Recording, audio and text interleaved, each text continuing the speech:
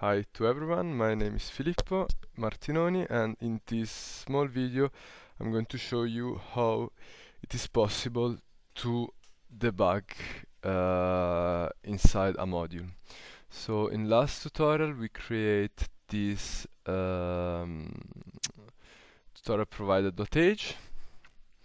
Now we would like to get an output. Since normalways when we program we want to see an output in order to see if what we are doing is correct or not.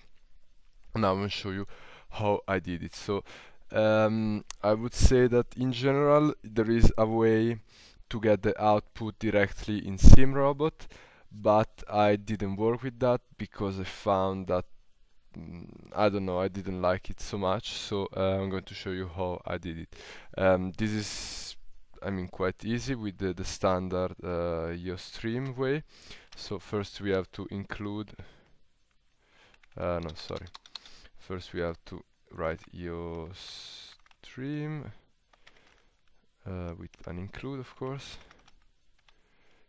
include IOStream. Then we go in the source file, and now we can, for example, write here cd shout and get this as output. Now what will happen? It will happen that every time, so now let's first let him compile. I will use the video tutorial output where we have 2 players in our team and 4 players in the opponent team. And now as you can see here we have the console. The console would be the output that we would have in the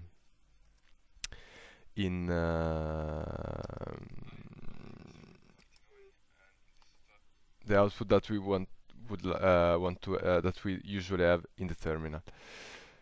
What it is really important to know is that when we use such a screen printing, usually since this module is in every robot, okay, this means that for every robot this function update is called, and this means that we can also get, at every iteration we can get more output, so with the same number, because different robots make the same operation. So I will show you what I mean.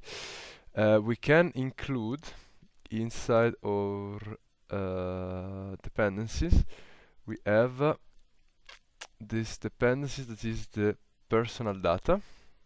Okay, so we can insert the personal data in the here. Then we have to include it, so we can go under personal data, or maybe it was robot info. I would suggest, or let's use the robot info, it's the same. So we go under tutorial provider.h. We add this one, and here we robot info with require robot info. So first let's see if it's compiled. It is really important that every time that you had something, you don't just check if it compiled, but you always have to open a scene and see if the robot moved the arm, because sometimes it does it compile, but when as soon as you start a scene, it will crash the whole program. So we need this absolutely.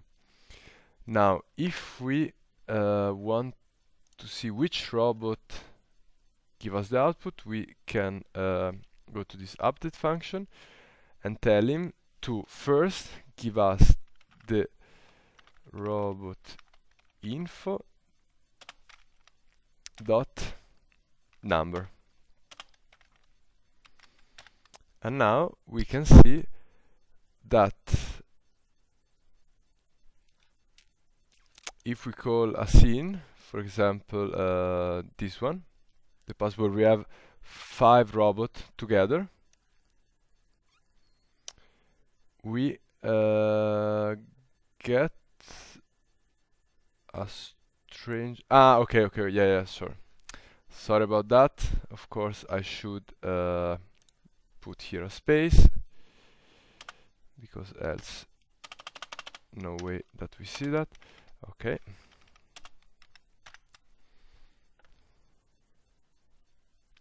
So now it's compiling once more, and now we can see that if we call, for example, this scene, as you can see, we get at every iteration a number for each robot.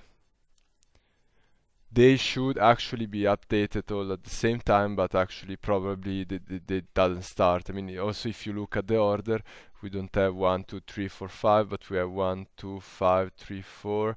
Then we should have once more 1, 2, but we get 1, 5. So I don't know exactly how the whole resource management is done.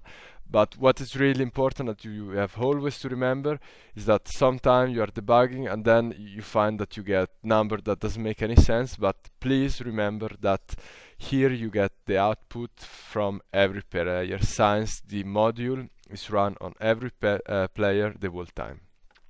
Thank you for your attention.